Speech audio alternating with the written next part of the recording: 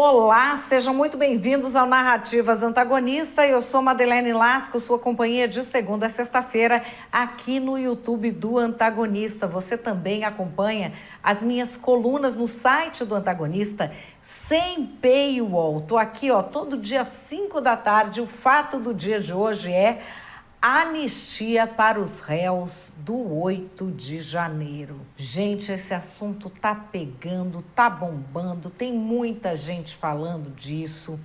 O presidente da Câmara falou, o ministro da Defesa do Lula falou, e nós vamos falar disso aqui daquele nosso jeito. Primeiro eu te trago os fatos e depois a minha opinião. Mas antes disso, uma coisa que você só vê aqui, eu acerto todos os dias. Qual é a narrativa da esquerda e qual é a narrativa da direita? Vamos lá? Fato do dia: anistia para os réus do 8 de janeiro.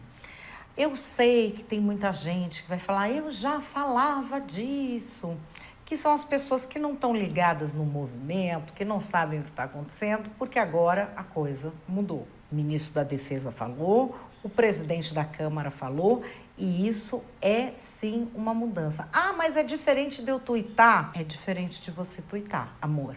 E é por isso que a gente escolheu este tema para o dia de hoje, porque agora sim houve uma mudança institucional com relação a isso. E eu vou começar aqui trazendo para vocês um vídeo do Pacto pela Democracia, qual é o clima que se tratava isso nas esferas de poder até muito recentemente.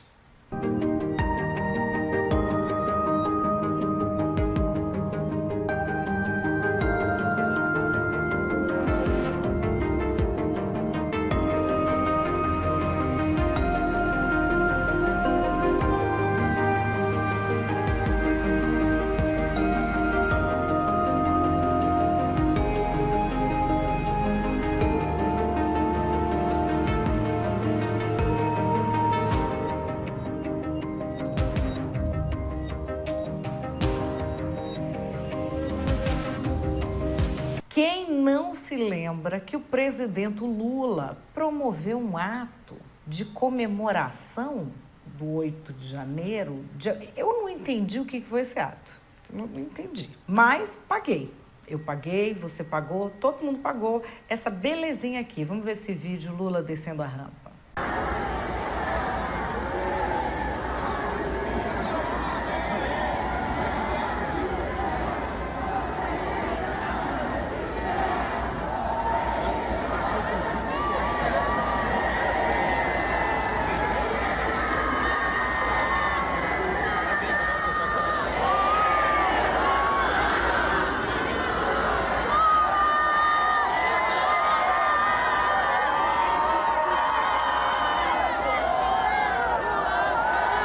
E aí teve um discurso em defesa da democracia no 8 de janeiro. E quem discursou? Nossa primeira-dama, Dona Janja, que foi eleita com quantos milhões de votos mesmo? Não foi eleita?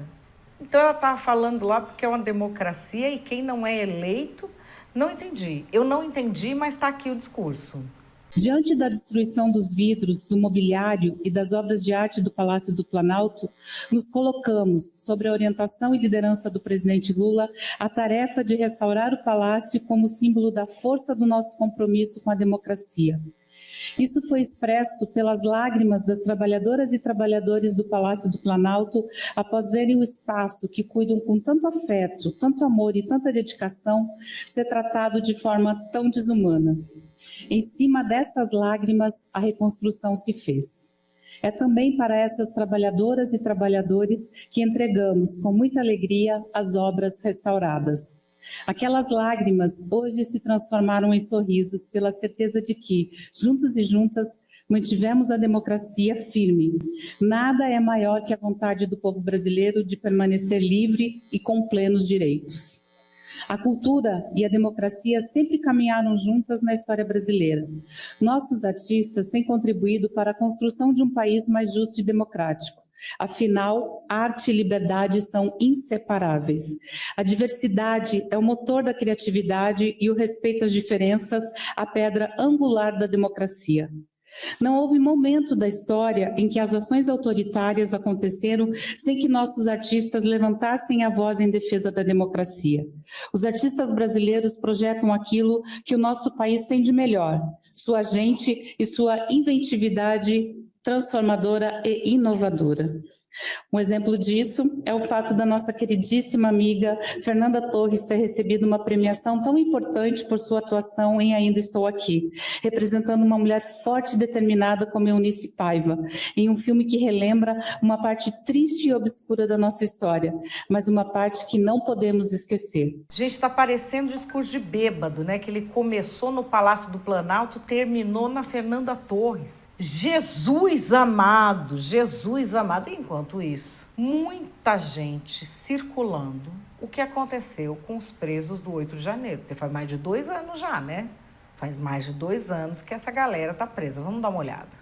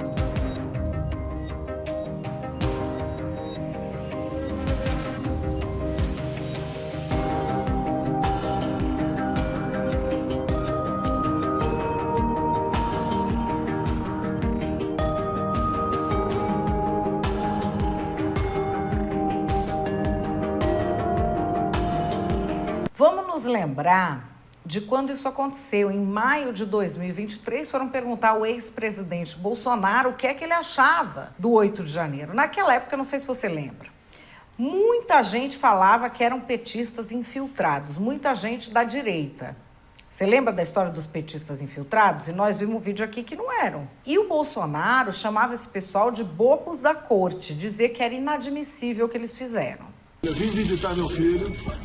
Não foi o senador, foi meu filho, tá? E essas questões são em segredo de justiça.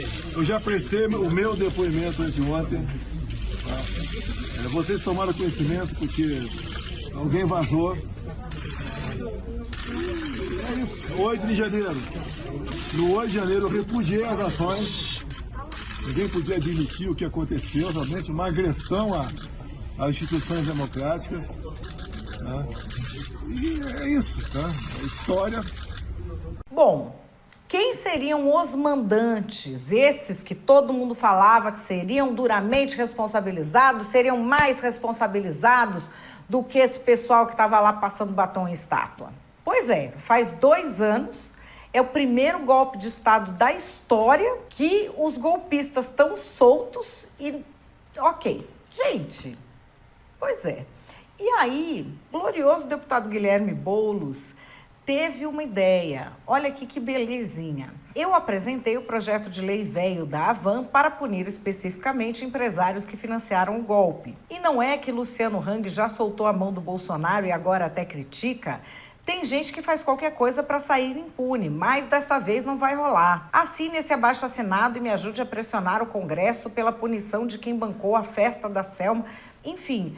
Primeiramente, ninguém avisou o que é que faz um deputado, né? Porque ele não precisa do abaixo-assinado para pressionar o Congresso, ele tem 1 milhão de eleitores, ok? Mas ele fez aqui um site que se inscreve no Zap, que é já para ir se preparando para a campanha do ano que vem. E coloca aqui, punir quem financiou o golpe. Projeto de lei veio da Havan.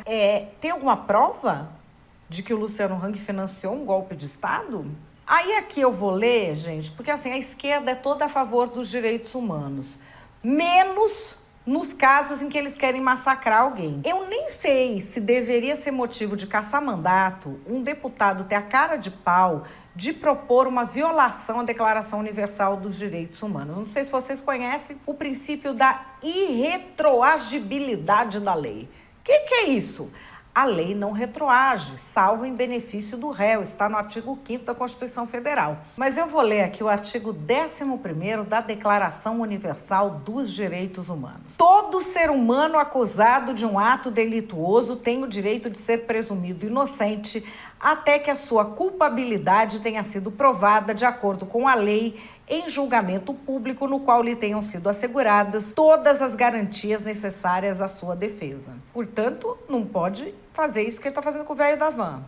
Segundo, ninguém poderá ser culpado por qualquer ação ou omissão que, no momento, não constitua um delito perante o direito nacional ou internacional. Também não será imposta pena mais forte do que aquela que, no momento da prática, era aplicável ao ato delituoso. Tá aí? Completamente contrária. E aí muita gente pode falar para mim, não, mas isso só beneficia bandido. Não, esse princípio tem um sentido muito interessante. Suponha que hoje você está me vendo aqui no YouTube. Hoje você está me vendo aqui. Tudo normal. Amanhã, alguém faz uma lei que me vê no YouTube te dá 20 anos de cadeia. Seria algo altamente polêmico. Mas pensa que a lei vai ser feita amanhã. Hoje você não sabe disso. Você pode ser preso. Um cara que me assistiu no YouTube em 2010 pode ser preso.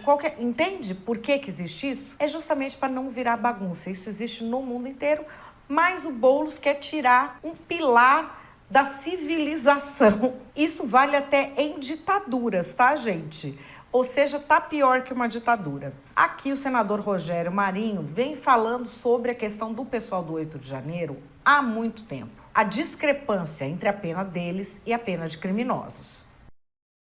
E a questão da anistia, é evidente que é uma enorme hipocrisia nesse processo, que cheira até a uma intolerância. Nós estamos vendo, por exemplo, a Elisa Matsunara, que matou o marido, esquartejou, botou dentro de uma caixa. Essa moça foi condenada a 16 anos, enquanto uma outra pintou de batom uma estátua, foi a 17 anos. Então, quem achar que está naturalizado esse processo deve ter algum problema de interpretação ou uma angústia seletiva. A Dilma Rousseff assaltou um banco. O Gabeira também, ele foi processado por sequestro. Crimes de morte foram perdoados. José Disseu, José Guimarães, Brizola, que já faleceu, Arraes, todos eles foram perdoados, anistiados e se reincorporaram à vida pública. Nós estamos falando de pessoas que, no máximo, podem ter depredado um bem público. Aliás, é uma prática da esquerda, de depredar bens públicos. Eles são muito bons nisso, de depredar propriedade alheia, invadir propriedade alheia, incendiar ministérios.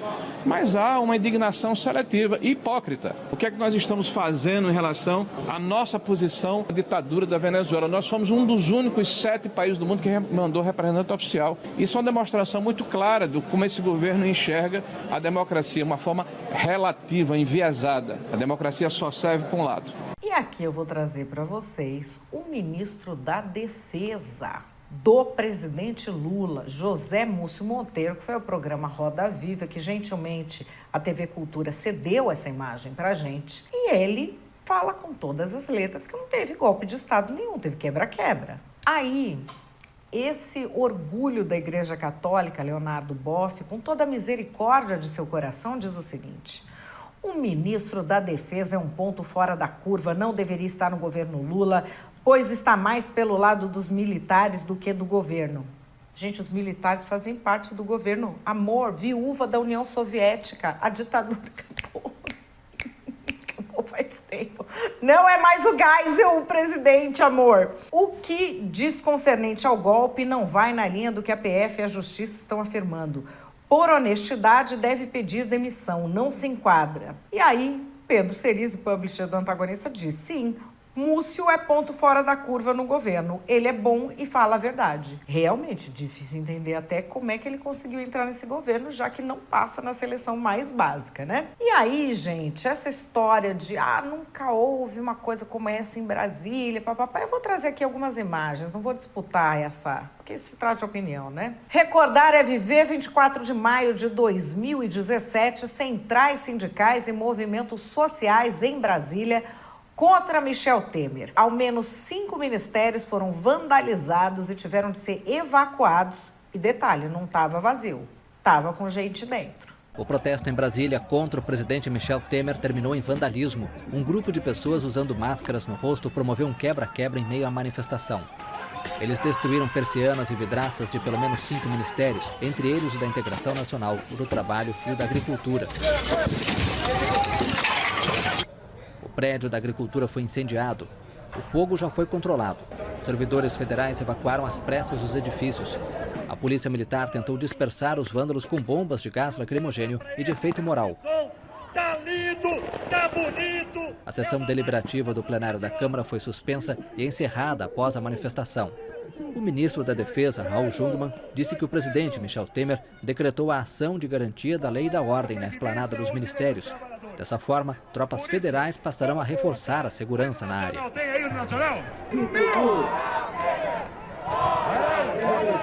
Aqui, olha, recordar é viver. 19 de abril de 2017, Câmara dos Deputados, trazendo uma reportagem do dia anterior, que era uma terça-feira, quando sindicalistas ligados à União dos Policiais do Brasil tentaram invadir o Congresso Nacional. Dá uma olhada. E o clima ficou tenso na tarde desta terça-feira, quando sindicalistas ligados à União dos Policiais do Brasil protestavam contra a reforma da Previdência. Tentaram invadir o Congresso Nacional.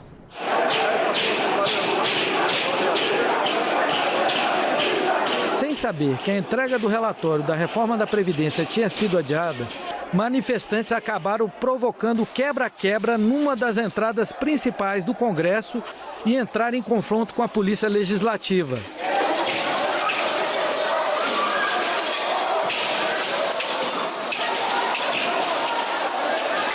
Sindicatos de policiais de vários estados participaram da manifestação. Funcionários e jornalistas ficaram acuados. Houve corre-corre e algumas pessoas passaram mal. Depois do quebra-quebra, manifestantes continuavam exaltados.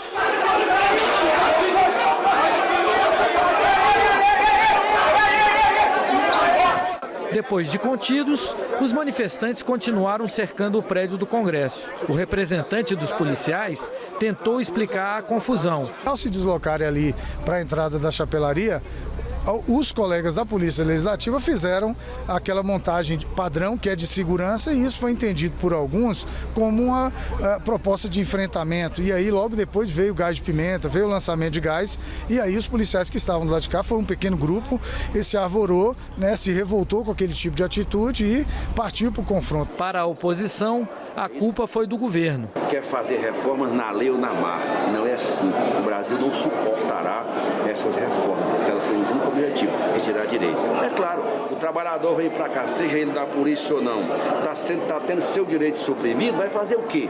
Vai lutar. E aí entra no conflito. Não tem sinal nenhum a não ser da baderna, de pessoas que vêm aqui na casa do povo, quebram vidraças, destrói o patrimônio público e fazem essa baderna toda. É lamentável. Acho que o protesto é legítimo, é democrático, mas não dessa forma. O presidente Rodrigo Maia condenou a violência. Eu acho que eles prejudicaram a imagem que a polícia tem hoje, a Polícia Civil, parece que a Polícia Civil tem hoje perante a sociedade. O papel da Polícia Civil é estar junto com a Polícia Militar nos estados, defendendo, né, a segurança das famílias brasileiras. Não é estar aqui quebrando o patrimônio público. Apesar da confusão, ninguém ficou ferido. Um manifestante foi preso, foi detido, mas acabou liberado. Aqui eu estou te trazendo uma imagem que foi feita pelo senador Paulo Paim, do PT, à época, em abril de 2017, dos sindicalistas entrando no Congresso.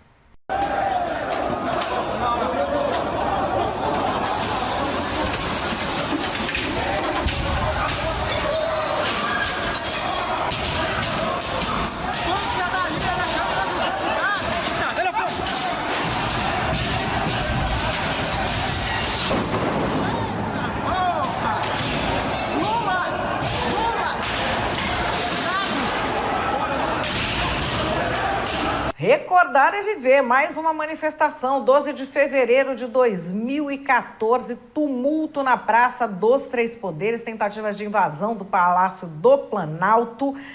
O batalhão de choque da PM deu tiros de borracha, jogou bomba de gás lacrimogêneo. Adivinhem quem? Adivinhem quem? Vocês adoram citar eles.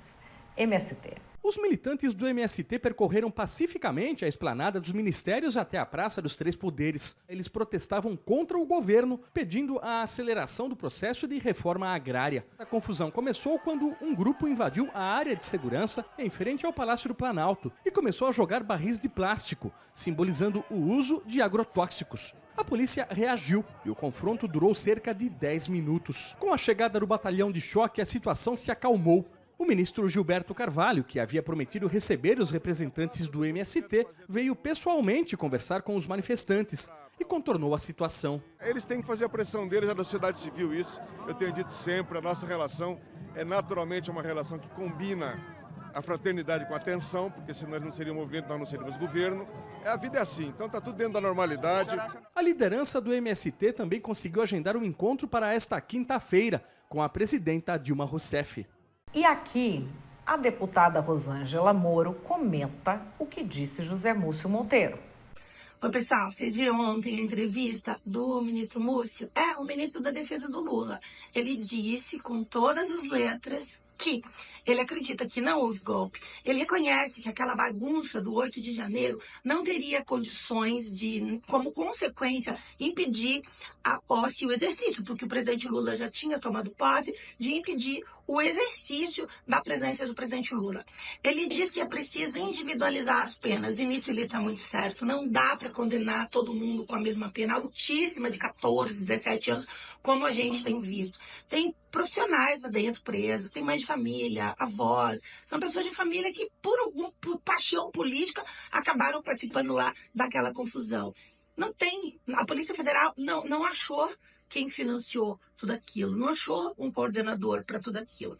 Então, nisso ele está muito certo. Ele está certo também quando diz que tem que pacificar o país. Mas o principal motivo da anistia é, além de pacificar o país, que vai ser uma consequência, mas o principal motivo é porque tem muita gente inocente lá dentro. Tem muita gente que não merece ter uma pena de... A grande maioria. Tem muita gente que não merece ter uma pena de 17 anos.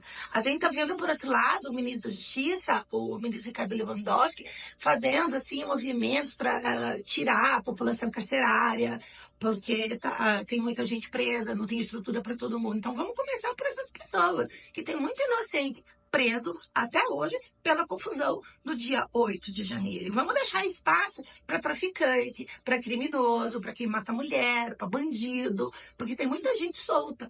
Essa é a revolta do povo brasileiro, né? Bandido, corrupto, todo mundo na rua. E o pessoal da confusão do 8 de janeiro preso com pena de 17 anos.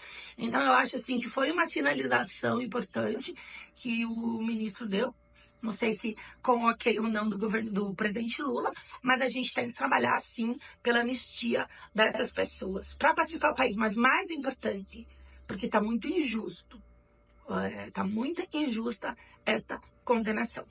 Enquanto isso, estão rolando outras coisas. Aqui, deputado André Janones falando. Agora eles ficam com essa palhaçada porque sabem que o Bolsonaro vai ser preso logo, logo.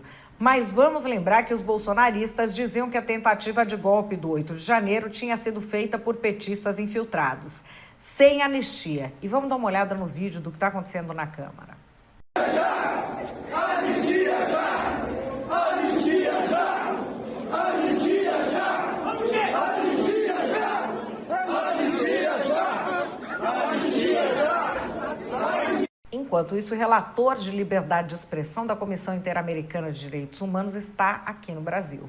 E algumas pessoas resolveram levar ele à questão do 8 de janeiro. Um deles foi o senador Magno Malta.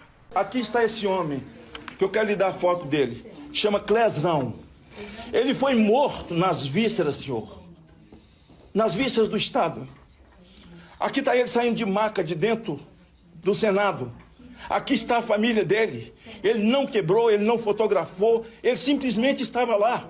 A PGR, que de uma certa forma não é ouvida, e quando é ouvida sempre está do lado da Suprema Corte, Pediu para soltá-lo, por falta de prova e pelas comorbidades que ele estava doente. Ele morreu lá dentro.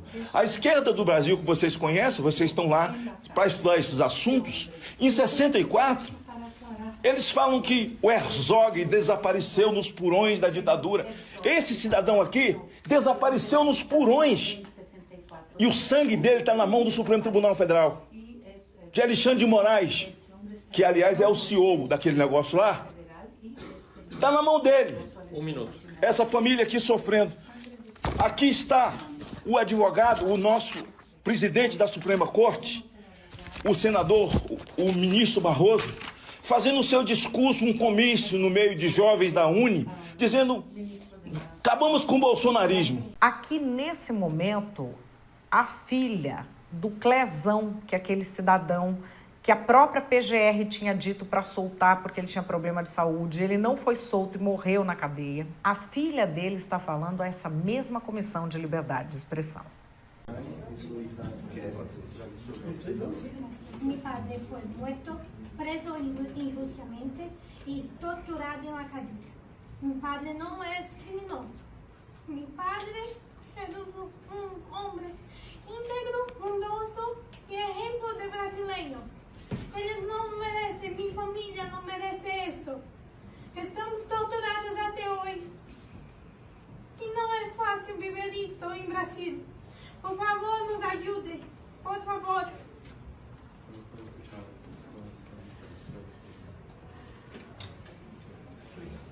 Teve também uma outra manifestação de uma senhora chamada Vanessa, que esteve lá na Câmara. Ela não estava no 8 de janeiro. Quem estava? O marido dela.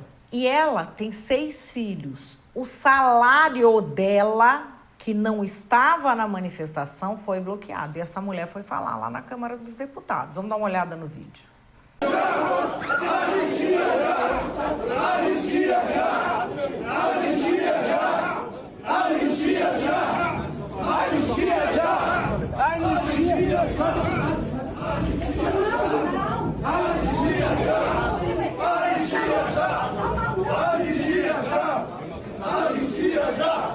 Anistia já!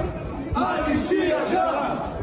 Os senhores não sabem da proporção das consequências da injustiça que nós estamos vivendo. Quando eu falo que eu fui condenada, é que eu fui condenada mesmo. Eu sou servidora pública há 15 anos. E o meu salário do Estado foi bloqueado. Se houvesse um equívoco, uma injustiça, um erro, rapidamente o judiciário era para devolver o meu salário, desbloqueado. Sabe o que aconteceu? Até hoje o meu salário está bloqueado. Estado brasileiro. A senhora está recebendo alguma ajuda de família? Misericórdia alguma. Eu ajude, eu estou aqui para suplicar. Eu estou para suplicar a misericórdia de Deus e dos senhores. Aqui na tela, uma reportagem de agora, olha, no comecinho do ano, agora nesse mês de janeiro. Olha isso. Moraes absolve o morador de rua réu pelo 8 de janeiro. O ministro Alexandre de Moraes, do Supremo Tribunal Federal, absolveu nesta segunda-feira, dia 6 de janeiro, Jefferson Figueiredo, um morador de rua que era réu em decorrência dos atos de vandalismo à Praça dos Três Poderes no 8 de janeiro de 2023. Jefferson estava preso desde novembro de 2023, mais de um ano preso.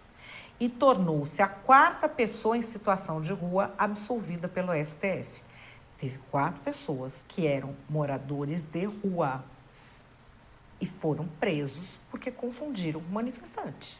Na decisão, Moraes determinou a soltura do morador de rua. Não restou o suficiente demonstrado, além da dúvida razoável, que o réu Jefferson da França da Costa Figueiredo tenha concorrido dolosamente na qualidade de incitador para a consumação dos delitos ora apreciados. 371 pessoas já foram condenadas porque estavam envolvidas no 8 de janeiro. Qual que é a história do Jefferson? No dia 9 de janeiro de 2023, ele foi preso no acampamento montado em frente ao quartel-general do Exército.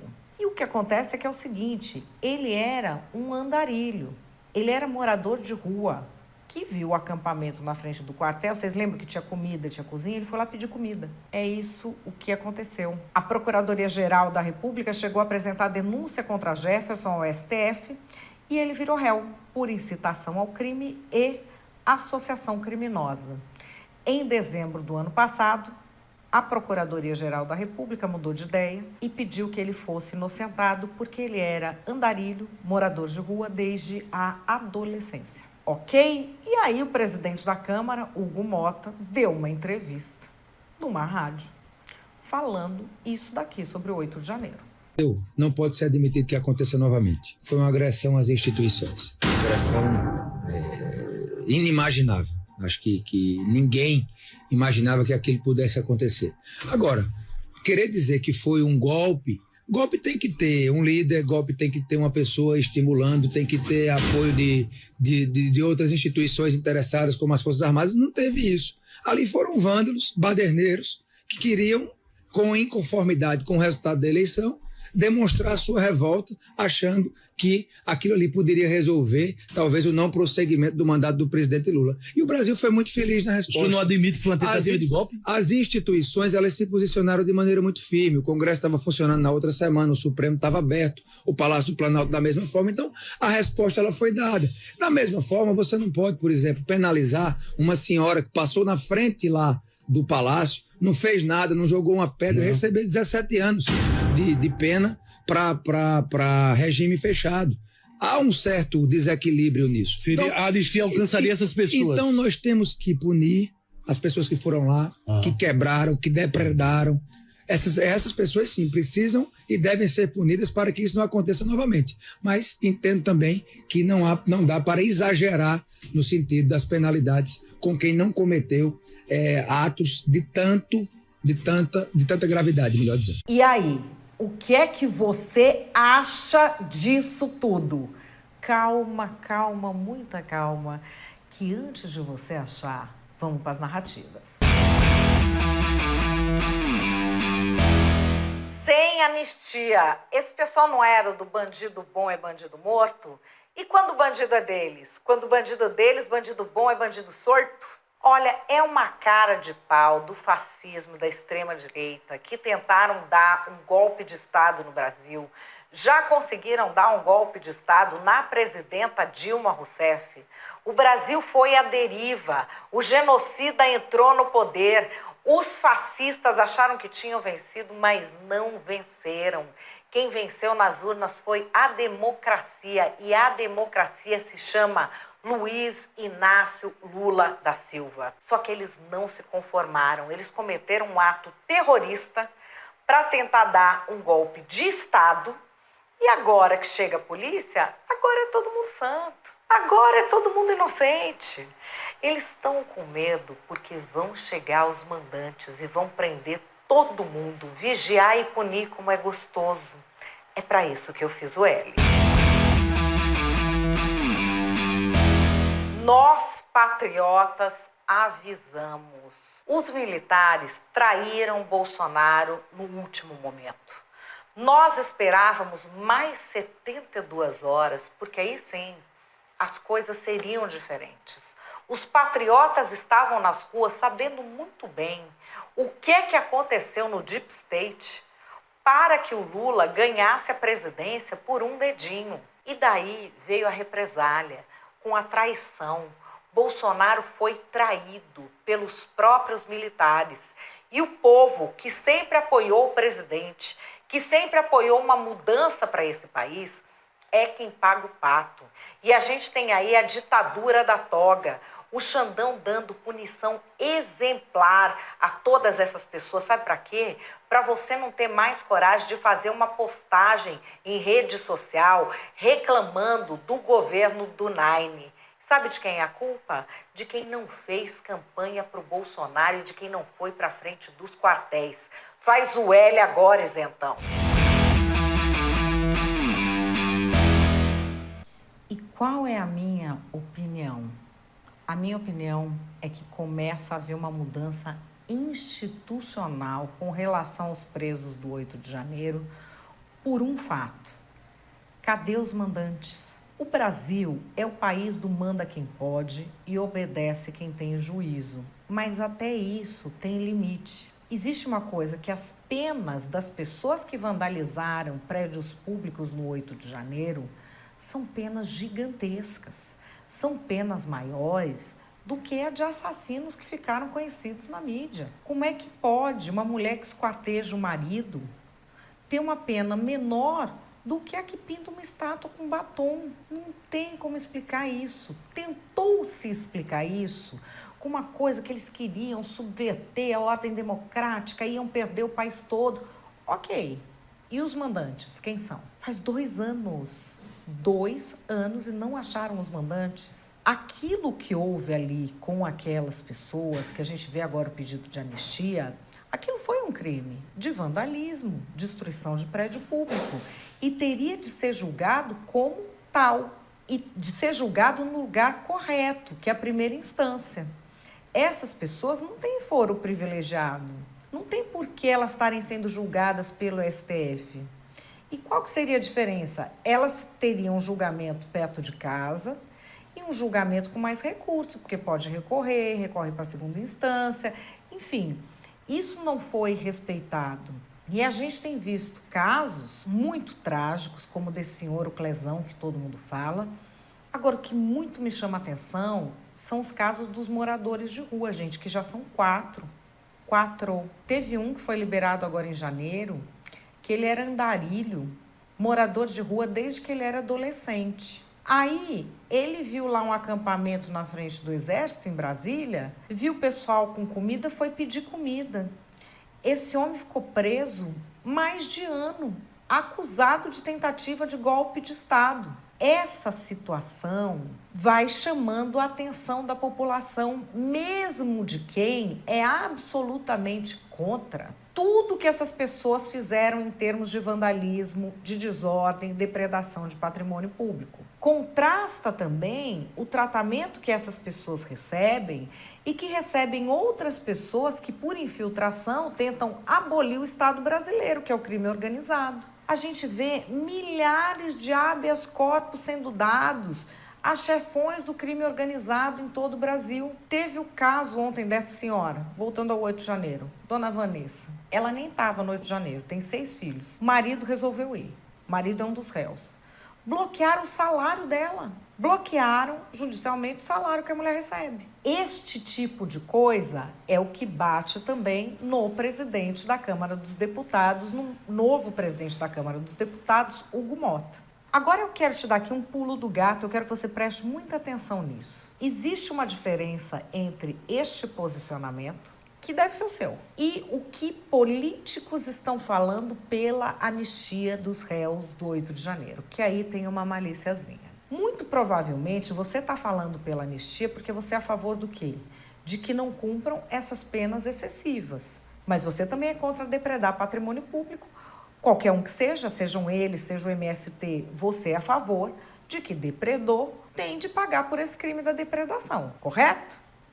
Aí estamos na mesma página. Isso chama anistia? Não, não chama anistia. O que é anistia? É isentar de todos os crimes. Por que os políticos estão com isso tão forte agora? Porque agora eles estão com medo que a investigação chegue neles. Enquanto era o povo, que eles manipularam emocionalmente, usaram a indignação justa do povo, para o povo servir de bucha de canhão, teve vários que estavam incitando, vocês lembram? Mais 72 horas, a coisa vai mudar, e veja o sinal. Inclusive, muitos patriotas EAD, que são esses patriotas tão patriotas, que eles moram nos Estados Unidos e ficam mandando o brasileiro ir para a rua no lugar deles. Ficam mandando a pessoa que mora aqui ir para a rua e sofrer as consequências. Eles são super patriotas. A gente está aqui enfrentando, sofrendo as consequências, mas os patriotas são eles. Esse pessoal incitou. E aí, ficaram de boaça, porque não é a mãe deles que foi presa, não é o pai deles que foi preso, não é o irmão deles que foi preso. Então, assim, faz um tweet ou dois, faz um post indignado no Instagram e deixa apodrecer na cadeia. Agora, que parece que tem político já prestes a entrar na linha de julgamento, daí a coisa muda, gente. Daí vão pedir anistia para todo mundo, vão jurar que eles sempre pediram anistia.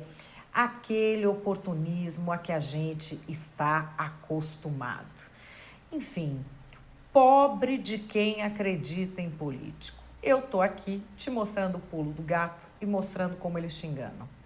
Eu sei que enganar alguém é muito mais fácil do que mostrar que foi enganado. Mas eu vou continuar aqui nessa minha missão, porque eu sei que muitos de vocês acham esse um trabalho necessário.